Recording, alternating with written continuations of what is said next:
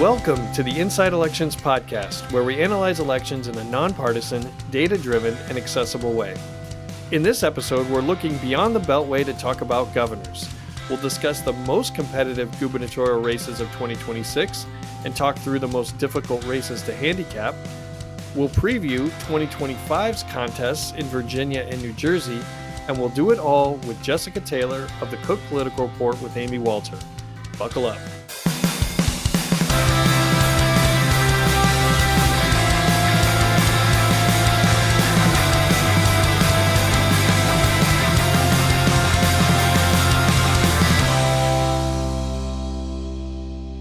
I'm Nathan Gonzales, editor and publisher of Inside Elections, the go-to place for nonpartisan election analysis for more than 40 years. I'll be spending Saturday at a game store in Virginia's 11th district in suburban Washington, D.C., watching my son play in an X-Wing tournament, and the district is represented by Democrat Jerry Connolly. Yeah, the ranking member of the House Oversight Committee. I am Jacob Rubashkin. I am the deputy editor of Inside Elections, and I am taping this episode from Ann Arbor, Michigan, in the 12th Congressional District, which is currently represented by Democrat Debbie Dingell and has been represented by a member of the Dingell family for, probably a century now or something quite close to it.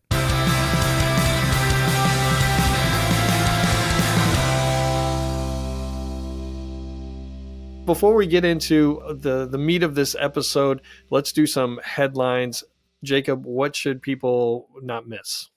In the House, New York Democrats officially nominated dairy farmer Blake Gendabian as their nominee in the special election for the 21st district. Republicans have yet to pick a candidate on their side to succeed Representative Elise Stefanik, who is Trump's nominee to be ambassador to the United Nations. Democrats in the state legislature did briefly float the idea of changing state law to allow Governor Kathy Hochul to delay this special election, which the Republican would be favored in, all the way until November, but ultimately did not follow through with that plan. In Arizona, Democratic single mom, retired Marine Joanna or Joe Mendoza, announced her challenge to Republican Congressman Juan Ciscomani. This is in a competitive suburban district that sits southeast of Phoenix. Ciscomani won re-election by 2.5 points in 2024 with some help from Donald Trump at the top of the ticket. And this is one of the races that could decide which party wins the House majority in 2026. On the other side of the country, in Summit, New Jersey, former Summit Councilman Greg Vartan launched a bid for the Democratic nomination in New Jersey's 7th Congressional District, taking on Representative Tom Kean Jr., the Republican incumbent. Vartan briefly ran in the 2024 Democratic primary for about 2 minutes, but dropped out in favor of Sue Altman, the candidate who ultimately lost to Kean by a few points. Vartan joins former Navy helicopter pilot Rebecca Bennett in the race now, so we'll see if he's more successful this time around. And Kentucky Republican Congressman Andy Barr is planning to run for the Senate if Mitch McConnell decides not to run for re-election. After another round of public age-related incidents, including recently falling while attending some meetings on the Hill, it's very unlikely that McConnell runs again.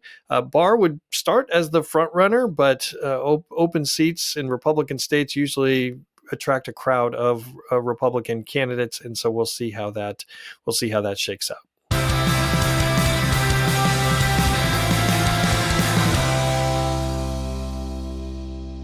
I want to welcome our special guest, Jessica Taylor. She is the Senate and Governor's editor at the Cook Political Report with Amy Walter. Now, Jessica has one of the most thorough resume in the business. Now, let me walk through this a little bit. She has had stints at NPR, NBC News, Politico, The Hill, National Journal, which is almost obligatory to be a guest on our podcast. And she's also an alum of the Rothenberg Political Report, so she's part of our extended family. Mm-hmm. Jessica, welcome to the podcast. Thanks so much for having me. Now, anyone who follows you on social media probably has a pretty good idea of where you grew up, but tell us what congressional district you're from. Yeah, if you follow me on Twitter, on X, you can tell that I'm a diehard Tennessee fan. So I grew up in the tiny town called Elizabethton, which I describe it as If you look at the corner of Tennessee where Virginia, North Carolina, and Tennessee all meet, that's where I'm from. Elizabethton is basically a suburb of the Tri-Cities. I don't know if it could be considered a suburb. It's about 10,000 people. So Johnson City, Kingsport, Bristol is the Tri-Cities area. So it is Tennessee's first congressional district, now represented by Diane Harshbarger. Before that, it was Phil Rowe. For one term, David Davis. Bill Jenkins was the congressman when I was in middle school and high school. I'm still very bitter because when they brought us to Washington when I was in 8th grade, they brought us to the Capitol, and I was very excited that we were going to get to go inside. But no, he only came outside and he took a picture of us with us on the Capitol steps, and we did not get to go inside. I mean, everyone else in my grade was more excited because we were going to actually what ended up now is the Boston Mall to go see the Phantom Menace. I was not excited about that. I was very upset that we did not get to go in the Capitol or to some of the Smithsonians. So yes. And then actually for most of my life, Jimmy Quillen was the congressman throughout the 80s and 90s.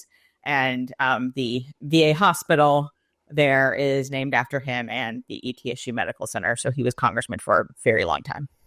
Now, remind me what the journalism track and the politics, were those always parallel in your life, or which one came first? Well, I when I was in elementary school, I actually started for the gifted and talented class I was in, I had to do a project and ended up creating a newspaper for my elementary school, Eastside Elementary, that my dad Xeroxed at the funeral home. My dad was a funeral director in town.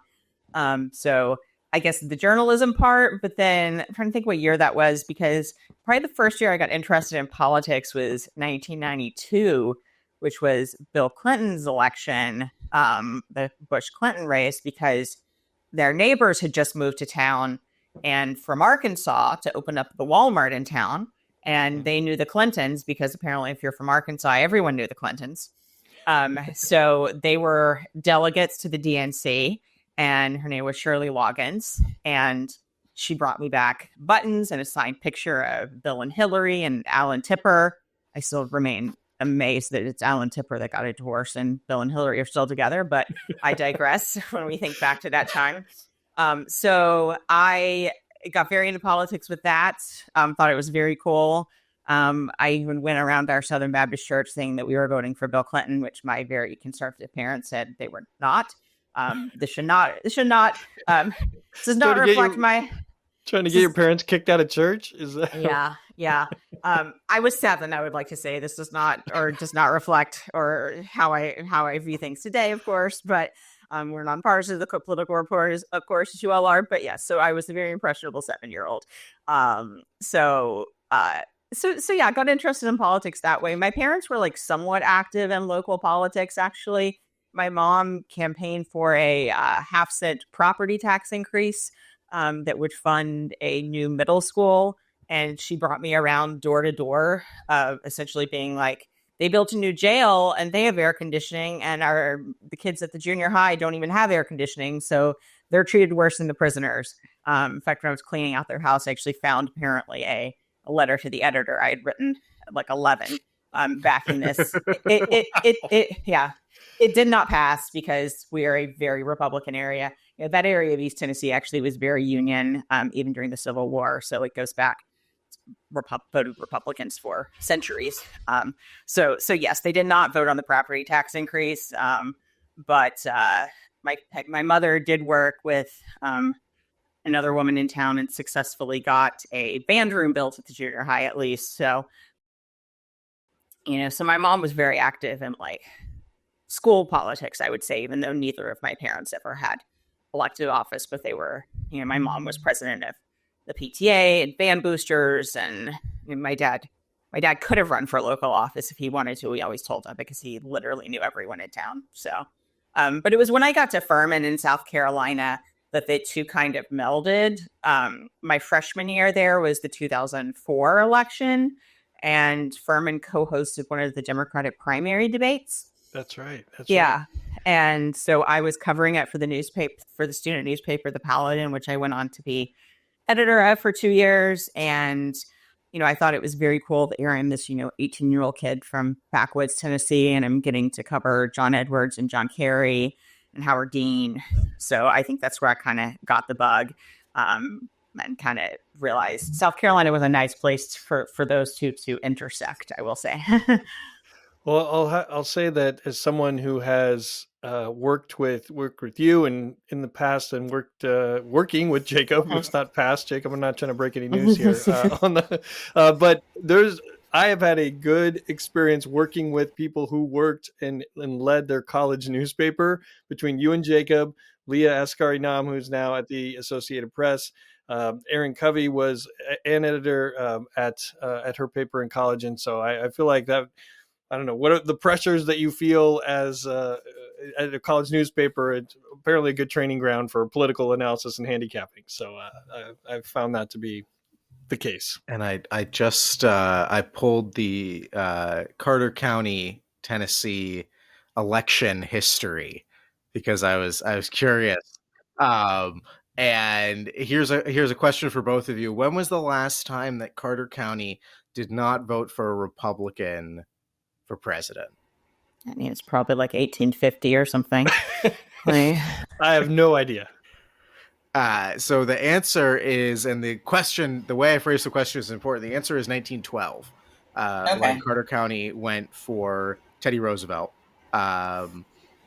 with 53% of the vote. The Democrat still only got 13%. Yeah. The Republican only got 30%. Party. Yeah. Ever since then, it has gone strongly Republican. The closest any Democrat ever got was, of course, there are only really ever two options for this question. Jimmy Carter in 1976, who only lost by 9 points. So otherwise, that's pretty impressive. I feel like a lot of counties, either you'll see the flip in the 60s and 70s, or they'll at least have voted for LBJ in 64, or, one of the Roosevelt landslides. I feel like it's very rare, maybe not in East Tennessee. I don't know if the other counties around there are similar, that you see such kind of consistent through centuries worth of political shifts. They're all still pretty. They're also pretty conservative. I don't know what Washington County Johnson City is, because that at least had ETSU in it, so East Tennessee State University. So it might have been a little bit more, but I mean that whole area is just very ancestrally Republican. And also to note where I got my political handicapping, I feel like I also found when I was cleaning out my parents' house, which just provides a wealth of information. I am literally so I used to listen with my dad on election nights to the radio. Our local station, WBEJ, would read off the election results. The guy's name was Martin Edens.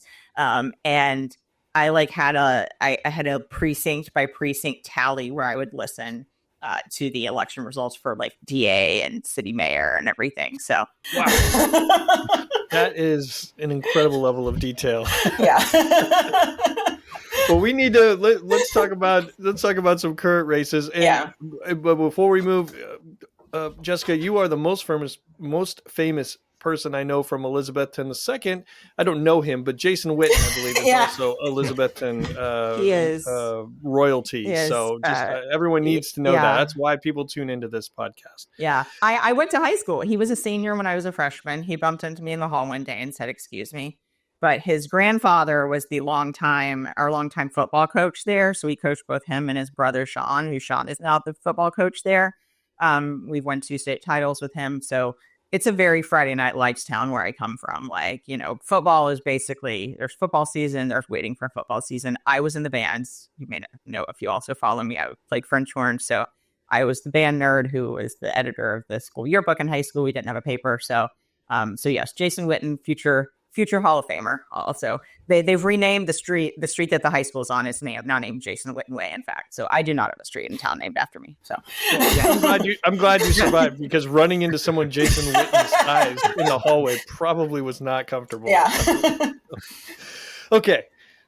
In recent weeks, the Cook Political Report with Amy Walter and Inside Elections, we have released our initial gubernatorial ratings. Just to set the stage a little bit, right now, Republicans, there are 27 Republican governors, 23 Democratic governors. This is a huge cycle for governorships. 38 states over the next 2 years will elect a governor, including Virginia and New Jersey this year. The 38 states are evenly divided between 19 that are currently held by Republicans and 19 that are currently held by Democrats, but Democrats currently have more vulnerable seats or governorships initially. Instead of this being a 3-hour podcast where we go through every one of them, this first segment, let's each choose our top race or a top race to watch. But the game is that we can't overlap. So, Jessica, you are our guest. What is the top governor's race to watch in your mind this cycle? I think it's Michigan. I mean, Michigan is one of the ultimate swing states. Voted for president for Trump, but Lisa Slotkin managed to hang on there. Gretchen Whitmer, term limited, so we're not wondering like we are in Wisconsin if Evers is going to run for a third term. We know the seat is open. I mean, with Gary Peters announcing a few weeks ago he's not running for the Senate, I feel like it's just a game of these past few weeks of who's going to run for Senate, who's going to run for governor. People we thought that might initially run for governor, like Pete Buttigieg, seem now set on Senate. And I think this one's really interesting to me because it looks like it's going to be a three-way race with the Detroit mayor there, Mike Duggan, running as an independent, really annoying some Democrats by doing that. So, I mean, for Republicans, that sort of, if he gets on the ballot, which I think we've seen people in Michigan miss getting on the ballot before because of signatures. There's just something about Michigan, like with the signature. So, but I mean, if he's well funded, which I think there's a good chance he could be, this is kind of an interesting test case of an actual independent. Yes, he is more of a Democrat, of course, but incredibly well known, of course, there in the Detroit metro area where most of the vote comes from. Who do Democrats have? We know that Secretary of State Jocelyn Benson has already gotten in. It looks like the Lieutenant Governor Gilchrist is probably going to get in as well. And then John James running for it looks like he's not going to run for Senate, that he'll run for governor. Of course, none of these announcements except for Benson have officially happened yet as we're taping this. So that could be, I think James is a really strong statewide candidate in either race he runs for, but this three-way race could certainly be more appealing. And, I'm also still watching. We still haven't had, a Black Republican governor. Daniel Cameron fell short in Kentucky, of course. If Winsome Sears is successful in Virginia this year, she could beat that mark. She could beat that. She would, of course, become the first Black woman ever to be elected governor too. But, I think out of these, James might have the best shot. It's very early, of course, but again, just sort of that interesting three-way dynamic makes this race really fascinating to me. Yeah, and that Michigan is one of the 7 swing states that we were focused on in 2024, going to be focused on, I think, for a long time. And Democrats have no room for error. Trump won Michigan, and to me, Duggan, the key. Democrats have to get Duggan out of the race. It's hard for me to see how he can get any sort of significant percentage points in the race and a Democrat to win. But it is a midterm with Trump. I know, Jacob, we've had this conversation many times over the last few weeks about the situation in Michigan. And Whitmer did well. There was a higher margin there, which she ran for re-election. But Michigan's close. Yeah, I mean, but Tudor Dixon was not a very good candidate. And so I don't, obviously 2022 election was different there.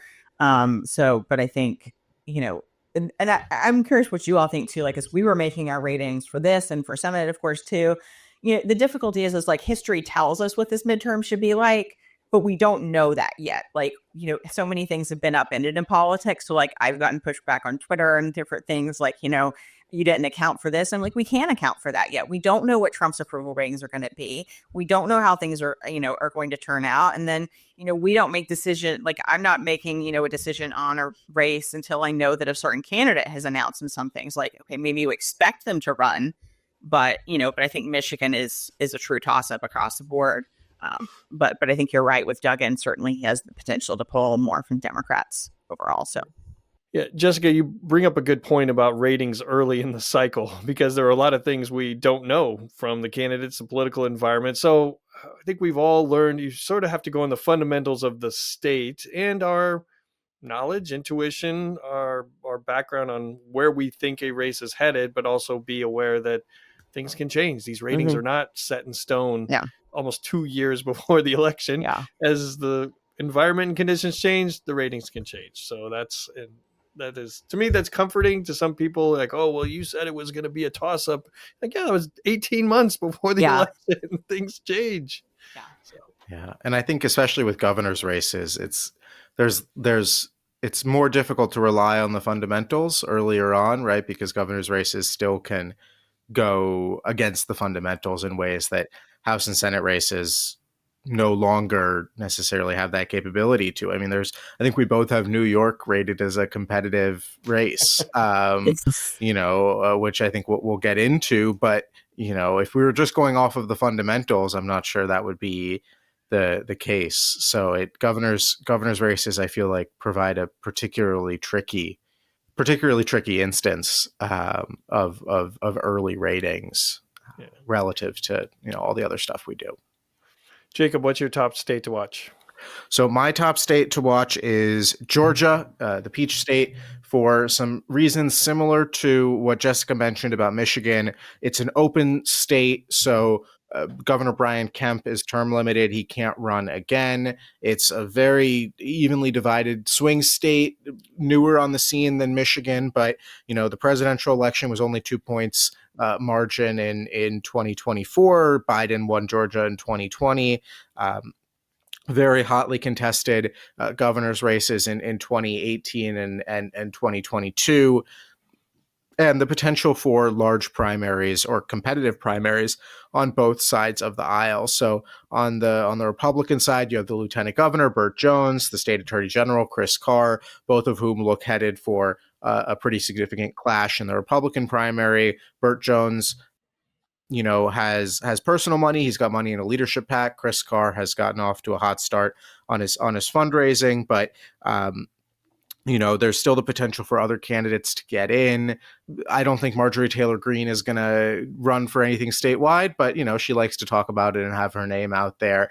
And there are no shortage of ambitious Republicans in Georgia. I would imagine similar to Michigan, right? The fact that there's a Senate race going on is a complicating factor for the governor's race, because if Kemp, the incumbent, chooses not to run against John Ossoff in that Senate race, which I happen to think I don't think he will run, that creates an opportunity for ambitious Republicans to go elsewhere instead of running for governor.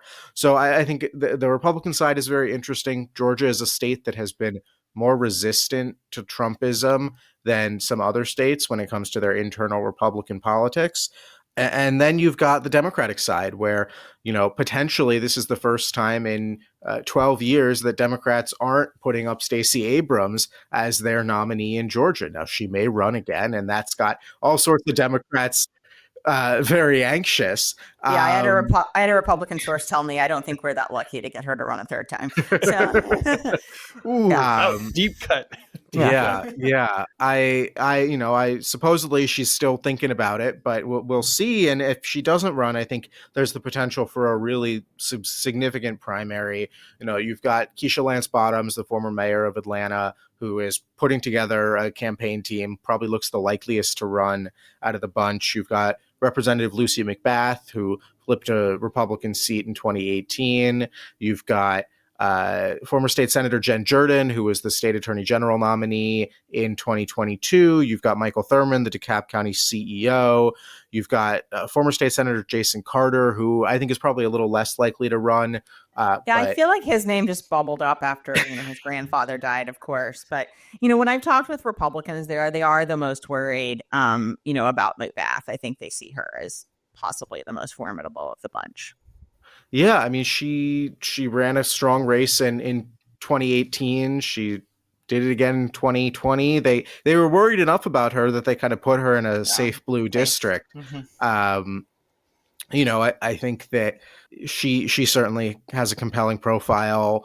I'm curious to see, how the Democratic primary shakes out, especially if we get a strong, I don't know who kind of a strong candidate would necessarily be from outside of the Atlanta area, but if you've got, 3 or 4 Atlanta. I mean, maybe it's Jason Carter. I don't think he's going to run, but if you've got kind of 4 Atlanta candidates who are all pretty strong, equally matched between, Bottoms and McBath and Thurmond, and I don't know who else might jump in. And if you have several black candidates to split the vote, could Carter sneak exactly in there too? exactly. Mm-hmm. So I think there's potential for some pretty interesting movement on the Democratic side as well. And look, I think that Georgia obviously went for Trump, but our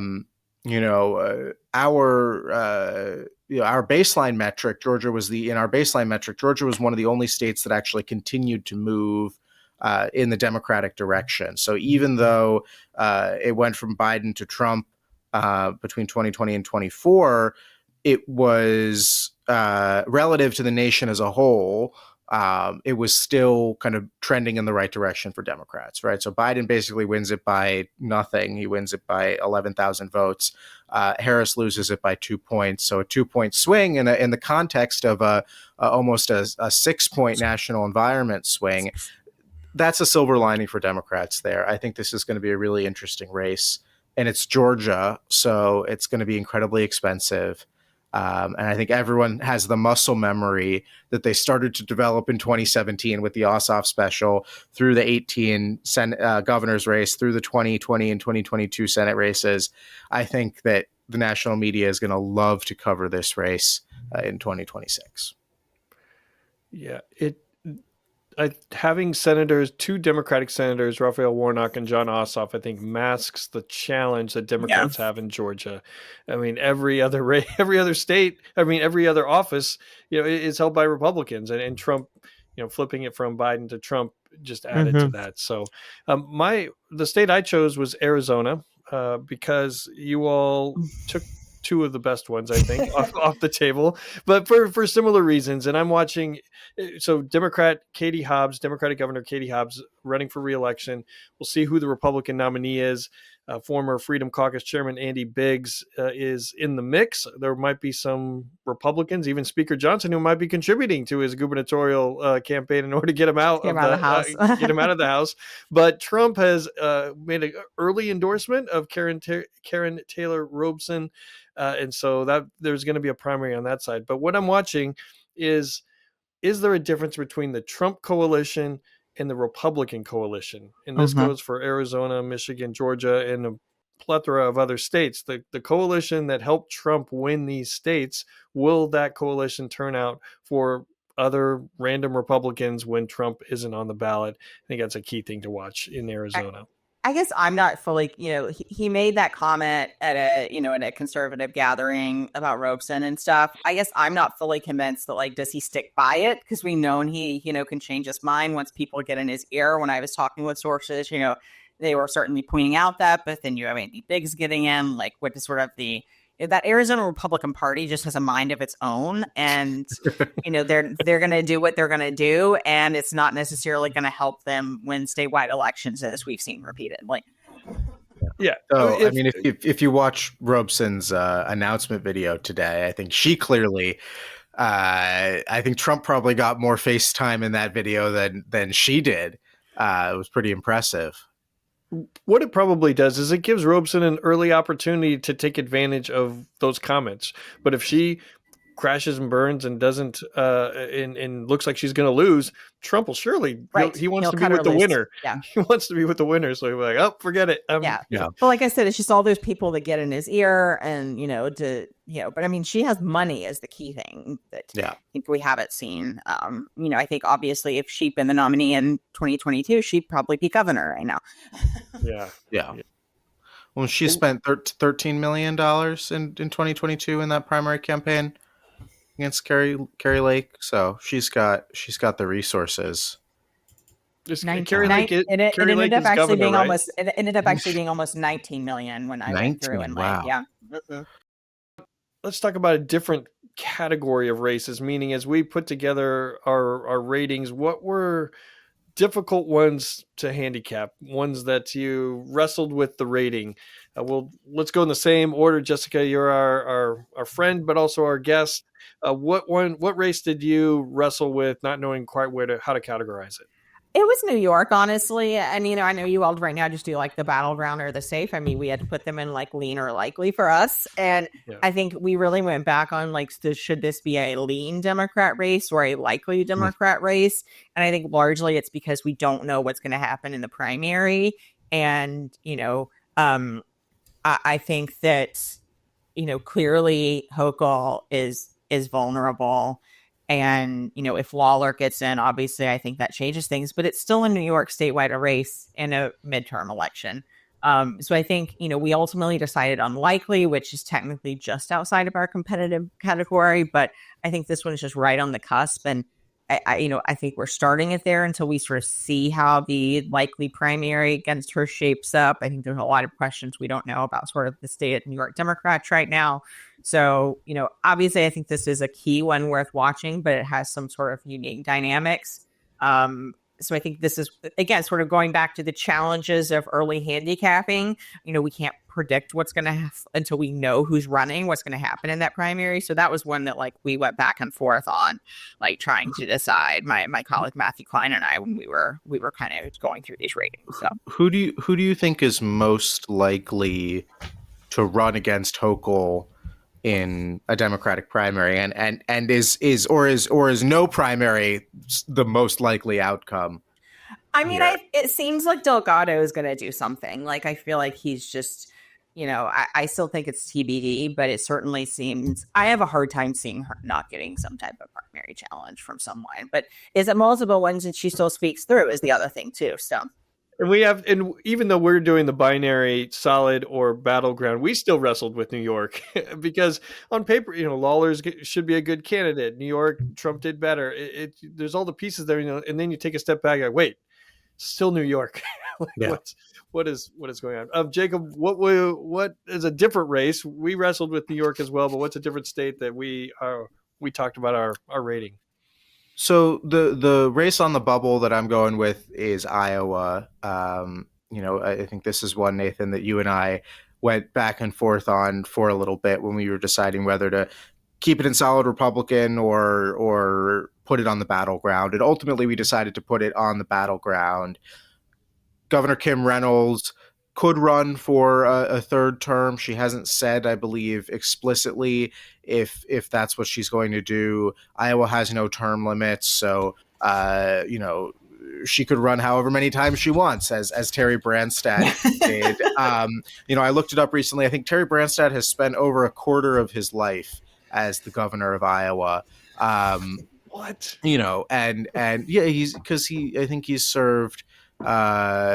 The first term in the 80s. 6 terms. Then, he has been there he was there for a very, very long time. He's 78 and he served, how many terms did he serve as governor? He served from 83 he was 22 years total. I did. Wow, 22 years total. Okay, yeah. So he's 78 and he did 22 years. So over a quarter of his life as Iowa governor. Anyways, Governor Kim Reynolds could run again. Iowa's a Republican state, right? Like, I don't think that anyone has any doubts about the partisan lean of Iowa at this point in time, but it's not an overwhelmingly Republican state. And we have seen in recent history, Democrats be able to compete certainly in parts of the state, but even statewide. I mean, Reynolds' first win in 2018 against Fred Hubbell was only about a 3-point win. And that came as Democrats almost swept the entirety of the state's congressional delegation. In terms of kind of the partisan lean of the state, I was surprised by this, Nathan, but I think this might have been the piece that convinced you, which was that when we looked at our baseline, which is again kind of a trimmed mean of all the election results in any given state or congressional district over the last 4 election cycles, what we actually found was that coming out of the 2016 election, Iowa was more Republican than it is now coming out of the 2024 election. So Iowa had a Republican +8 baseline after the 2016 elections, as a 7.1 Republican baseline now. So not a huge difference, but a reminder that Trump put up big numbers in Iowa in 16. Chuck Grassley won his race by like 1,000% in 2016. And what was supposed to be a competitive contest against former Lieutenant Governor Patty Judge. And so the pieces are there, and then you add on to it. You've got Rob Sand, the state auditor, the last remaining statewide Democratic candidate, statewide Democratic office holder in Iowa, pretty clearly gearing up for a run. He raised a lot of money last year. Most of it came from his family, but you know what? A dollar from the Sand family buys as much TV as a dollar from a donor, and so he showed up to 2025 with many, many millions more in the bank than Governor Reynolds did. She could get a primary challenger. Iowa is kind of Iowa can generate these kind of grassroots primary challenges that fly under the radar and then, come up and surprise people. Just ask Marionette Miller Meeks, who almost lost to a guy who spent $5 in her primary last cycle. I think this could be an interesting race. We saw a special election for a state Senate seat a couple weeks ago that was in a Trump plus 20 district that the Democrat won. I'm not saying that means that, Democrats are going to flip this seat. I just think that it's one to watch, especially as, the cycle develops and Republicans struggle to turn out the Trump coalition in off years. Yeah, this is one we debated too. We ultimately put it in solid Republican. I mean, I'm waiting to see if Sand does run. He teased it 4 years ago and then decided to run for re-election. So, I guess I'm a little more skeptical if he ultimately sort of pulls the trigger. If he does, we would certainly change this rating, and we noted that in our write-ups and things. But I guess I go with, you still have to have someone to make it competitive, and I think Sand could. I think he'd still be an uphill battle, but we were kind of waiting to see if he announces. Clearly, we would change the rating. So. Well, along that vein of candidate-specific rating changes, I'm going to cheat. I'm going to pick two states because they're somewhat similar in the difficulty of handicapping. One is Maine and the other is Alaska. The reason why they're a little tricky to handicap is because there are individuals in each race that are looming over what are they going to do and are they going to jump in. In Maine, we're all waiting to see what Democratic Congressman Jared Golden is going to do.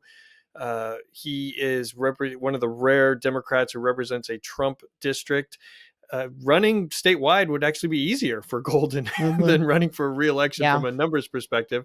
But there is the potential of running for the Senate against Susan Collins. See, he worked for Collins at one point. Yeah. I just don't think he's going to run against Collins. I think if he does anything, he'll run for governor. So, and if he does, he would be extremely formidable. Yeah. And I think the bench looks a little bit different on the Democratic side. Beyond him, even though Maine is a Democratic state. And in Alaska, we're waiting to see what former Congresswoman Mary Peltola does, because there are options for her. She has won and then lost statewide for the House. She could also run for governor. She could also and she could run for the Senate.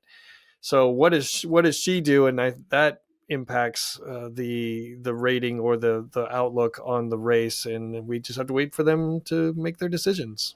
Yeah, Nathan, I would say though, I think Golden's first challenge, if he runs for governor, is winning a primary, right? Because he does not come from the Democratic part of the state, and that's who decides a Democratic primary. And I don't think that he's a done deal in a Democratic primary, especially because of Maine's ranked choice voting system, which isn't in place for the general election and governor's races, but is in place for the primaries. So there is a potential, he could even come in first in the primary. But if there are two Portland candidates who represent a more liberal area, liberal wing of the party, say, Secretary of State Shenna Bellows, former State House Speaker Hannah Pingree, that could pose a challenge to Golden before he even gets to the general election, if he does indeed go for governor. And there's the potential for independent candidate. I mean, Golden could run as an independent. That's been something that there's chatter about. Senator Angus King, who he himself was an independent governor in the 1990s. He beat a little-known Republican named Susan Collins in 1990 or 1994 for the governor's race. His son, Angus King III, he has been mentioned by a few Democrats that I talked to as a potential candidate, either as a Democrat or an independent. So that race could go any number of different directions.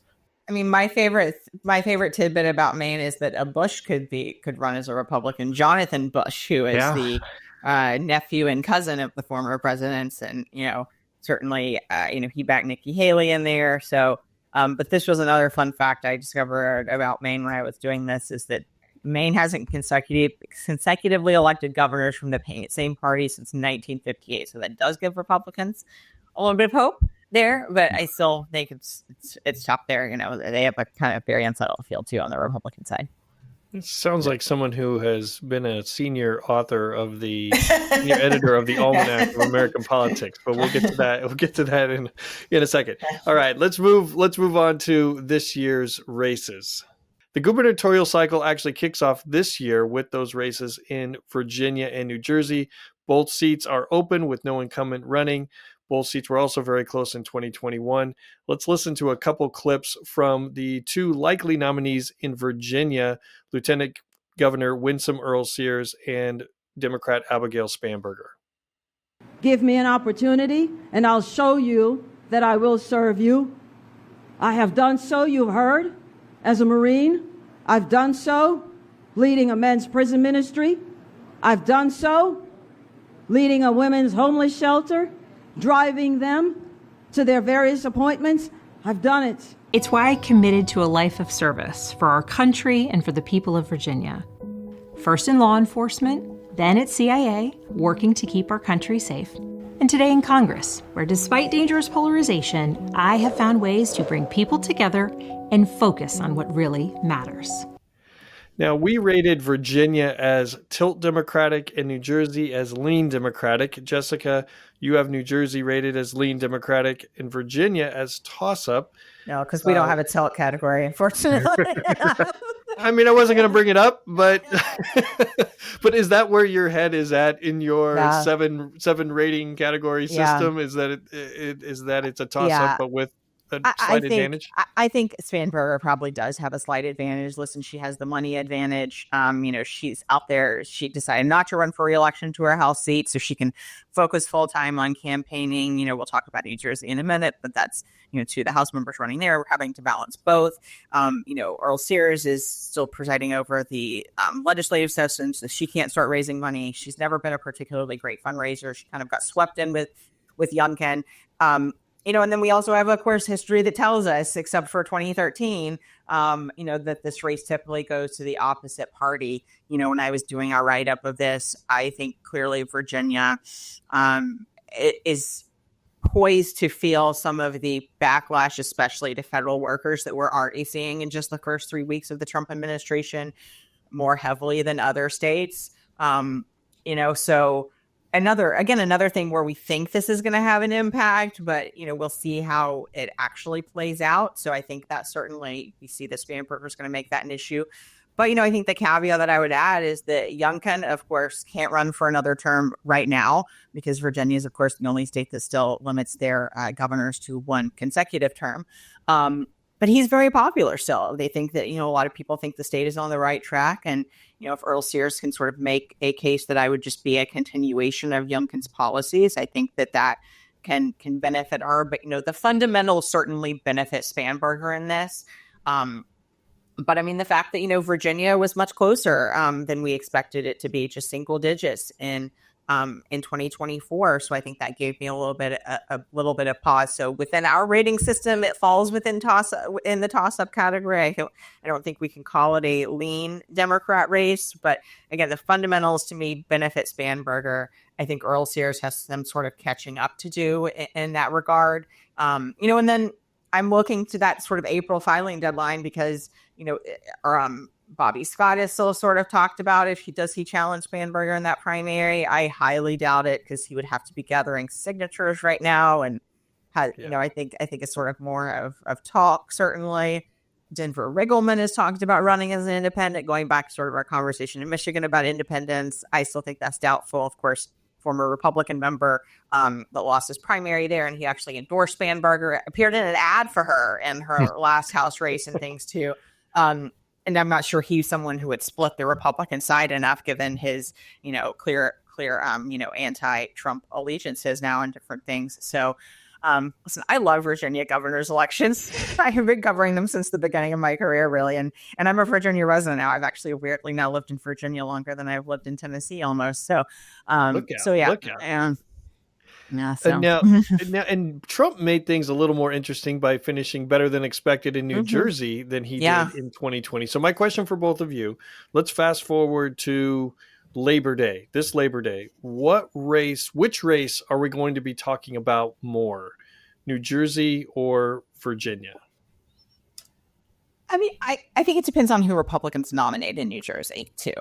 Um, I think if it's Chidrilly again, I think he probably has a better shot than Spadia in that regard. But I mean, I think we'll probably still be talking about Virginia. Which one has the more interesting primary is certainly New Jersey. Like, we just don't know on either of those sides who the nominees are going to be. Whereas Virginia, it's kind of sleepy. I don't think this race is kind of going to get engaged in Virginia probably until Labor Day. So, Nathan, which state has a higher concentration of political reporters?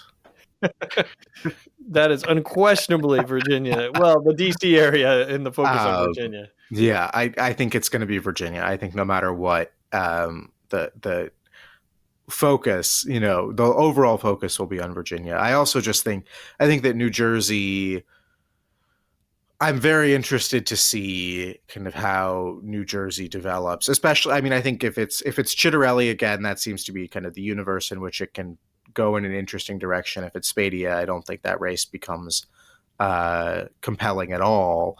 I'm more interested to see how the Democratic primary there develops. I mean, I think that Mikey Sherrill is the front runner right now, and if she can build up a little bit of momentum, maybe that primary isn't as interesting as it once appeared to be. But if she is unable to separate more fully from the pack, and you've got Gottheimer in there with his bazillion dollars, and Fulop and Baraka. So you've got mayors, you've got Steve Sweeney in the southern part of the state. There's a possibility that becomes a real knife fight sooner or later. But I think overall Virginia is going to be kind of the one that captures the attention no matter what. And again, I think because we'll be 9 months at that point into the Trump administration, I will see even more of a backlash with federal workers and programs cut, and not just federal workers, but contractors and defense contractors, and not just in Northern Virginia, but in Newport News and different things too. So I think that one gives us a better indication of how, I was back in Tennessee, in fact, this weekend, and no one was talking about federal government cuts at all, or like this, just as I'm sure you all are having conversations ad nauseum with your friends and for everything that are federal workers, but if it's going to impact a place, it's going to impact Virginia. And at the risk of getting angry emails from Democrats, I think that the Virginia governor's race is almost a must win, even though Republicans currently hold it with Glenn Youngkin, but Democrats are looking for any way to rebound after the 2024 elections.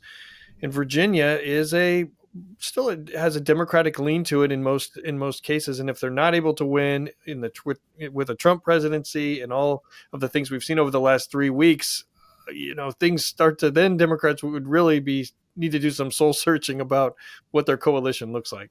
And you couldn't draw up a better candidate than Spanberger, really. If you're trying to appeal to the more moderates, which is, of course, the pushback she's getting from Rush and different things, or from Scott, does she appeal not to black voters, but, former CIA operatives represented, so she's better known in both the Richmond and the DC media market since her congressional district was redrawn. She's just a fundraising powerhouse. She was part of this cohort of 2018 national security Democrats that we saw do so well. Slotkin is already in the Senate. She could be governor. As you mentioned, Sherrill could be governor too in New Jersey. So, she is, and, I want to mention too, of course, if it is as we expect, Earl Sears and Spanberger, Virginia will have its first female governor too. So, yeah. And if Spanberger and Mikey Sherrill, if they end up winning both of these races, two new women governors they're going to have an elevated platform. And I will put out there, let's remember this podcast if it ends up happening, that I think Spanberger, with the resume that you talked about, Jessica, and taking over from Glenn Youngkin, and has the opportunity to be in a 2028 conversation I think we'll see what Democratic voters want. We Yeah. don't know, but I think she'll be in the conversation. I think she very well could be too. I think you're right. Maybe a little less so Cheryl, but she'd have to give up that seat to run, of course, since it would be 1 year past. But and if Republicans do hold on, does that sort of supercharge a Youngkin candidacy in 2028 or give him the momentum to try to challenge, Warner in 2026? So there's just a lot of moving pieces in Virginia too, clearly. Yeah. Well, we'll certainly be following and covering these races until they are complete. But let's move to our final segment.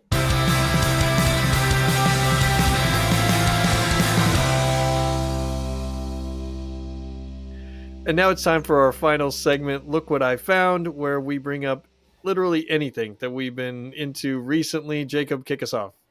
So I really enjoy this TV show that just started its 3rd season. It's incredibly goofy. It's called Special Forces World's Toughest Test. And the conceit is that they take a whole bunch of washed up celebrities and they put them through a 2-week course designed by former special forces operators, designed to test them and take them to their limits physically and mentally. And it's always the most random assortment of people. They get everyone from this season, it was everyone from Stephen Baldwin and who else is on it? Christy Carlson Romano. Last season had folks like Jojo Siwa, all the way up to wasn't Tom Sandoval on last season? Exactly. Tom Sandoval, Tyler Cameron. So a lot, they take these kind of reality TV stars, but then they always have a few very good athletes. So this season, Landon Donovan was on, Cam Newton was on. Last season, I think Dwight Howard. One of the Olympic gymnasts is on too. Yeah. I'm going to blank. Jordan Weaver. Yeah, she's the coach at Arkansas now. Yeah. What about Jason Witten? Was Jason Witten? I don't think Jason Witten hasn't been on. Maybe next season. Des Bryant was last season. Dwight Howard was 2 seasons ago. So it's hilarious. It's really funny. It's trashy. It's very goofy. The 4 kind of former special forces guys who they've got are kind of stereotypes of themselves in ways. I'd like to think that they're pretty self-aware about it. But it's mindless. It's a good way to turn off your brain. I can see them putting that quote on the promos for the show. Right?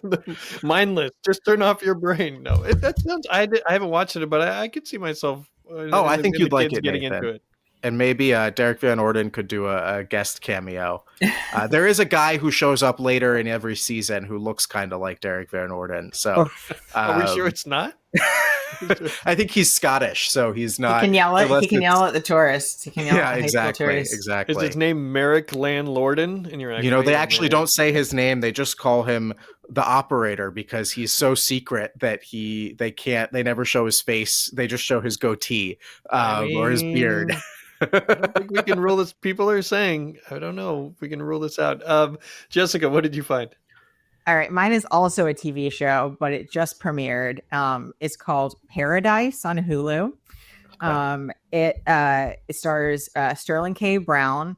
And the premise of it is that you see that he is a Secret Service agent and he's charged with protecting the president, who is James Marsden. And I will only say what the trailer shows, and we see that the president is killed. So it looks like it's going to be a murder mystery. Very intriguing. Julianne Nicholson is also in it as sort of this mysterious character that we don't learn about until later. It's written by Dan Fogelman, who wrote This Is Us, which if you haven't watched it by now, you should have. But, there was famously a very big twist at the end of the premiere that we learned that we were seeing the characters in multiple timelines. So there's a very big twist at the end of the premiere of Paradise 2 that I will not give away because the kind of payoff is worth it, but it throws everything on upside down, makes you see everything you've watched through a different light. I think the 5th episode just came out. The first 3 were released first, and so we were on. They're released weekly. I mean, I watched this thing as new episodes come out Tuesday. I watched it as soon as I woke up yesterday. I've gone deep in the Reddit threads. if you liked Lost or something, you're gonna like this. It's a mystery, but it's just very good. Like I said, I wish I could tell you the major twists, but it's really good. And if you like sort of political and thrillers, but you also like kind of mysteries and that kind of thing, it's my new thing I'm obsessed with. So it sounds like a different tone though than This Is Us. This sounds like it is very much. Okay, it is very much. But you still have the very excellent Sterling K. Brown in it. So I'm a big fan of his. So and on a different note, I found that I'm becoming less of a fan of snow. It sounds like I'm a 95-year-old man. So we're taping on Wednesday. Is this Wednesday? On Wednesday morning. Last night I'm shoveling. It's mid-February and I'm still shoveling snow out here. So anyway, I'm getting grumpy. Jacob's not surprised. Jessica, we haven't worked as closely together over the last few years, but I don't know. Snow, I could do without it. I could live a fine life without it. I'm not I'm with you, Nathan, and maybe you and I are older than Jacob, but that's certainly the case. But yes, now that I have a house and I'm responsible for getting salt and all of this stuff, but also I had things I needed to do today. I had appointments and they were canceled. I'm I don't have time to reschedule them. And it's not like we actually get a day off when it snows because we're still working. When you're a kid and it snows and it's fun, you get to go play outside. You don't have to go to school. But when you're an adult, it just really messes up your life. So I'm 100% with you, Nathan. Well, Jessica, that's all the time we have. Thank you for joining us. If you're not following Jessica on social media, you need to do that. She's just at Jessica Taylor on Twitter /X and Blue Sky. Blue Sky. I have not made the jump yet, but follow Jessica on Blue Sky. I also forgot to mention that she is the first female senior editor of the Almanac of American Politics, which the latest is going to be completed when? This summer. Okay. You guys need to we need it now. No, I don't know how we're working 535. On it. We're working on it now. So it's occupying my weekends. So yeah. So everyone order that when it becomes available. It's one of the Bibles of American politics. But Jessica, thank you for joining us. Thank you. At Inside Elections, we provide nonpartisan analysis of congressional, presidential, and gubernatorial races. With a combination of reporting and data, we break down the key races and bring valuable context to complex elections. Please go to InsideElections.com to subscribe to the bi-weekly newsletter. We have individual subscriptions as well as group packages that are tailored to boost association and corporate PACs. If you like this episode, please subscribe to the podcast, rate us if you're watching on YouTube. We'd really appreciate clicking the thumbs up button and subscribing to our channel as well. If you didn't like today's episode, please email Jason Whitten. We also want to thank our producers, Alan Tazinski and Melissa Lenner of Pretty Easy Podcasts, and our associate producer, Conrad Tolosa. Please come back and join us again next time.